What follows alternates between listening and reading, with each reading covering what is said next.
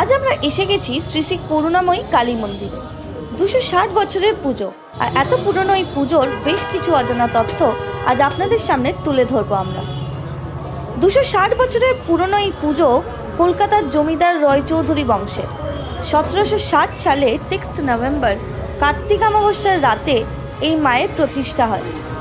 সাগর রায়চৌধুরীর 27তম পুরুষের নাম নন্দদুলাল রায়চৌধুরী এবং তার আমলেই এই মন্দিরটি স্থাপন করেন। নন্দদুলাল রায়চৌধুরীর 3টে পুরুষ সন্তান ছিল, কিন্তু একটাই আকাঙ্ক্ষা ছিল, তার কোনো কন্যা সন্তান ছিল না। অনেক আবেদন এবং প্রার্থনা করেন উনি মায়ের কাছে। ওনার এই প্রার্থনায় সন্তুষ্ট হয় মা এবং তারপর ওনাদের পরিবারে একটি কন্যা সন্তান আসে। বাড়ি হয়ে উঠল আনন্দময়।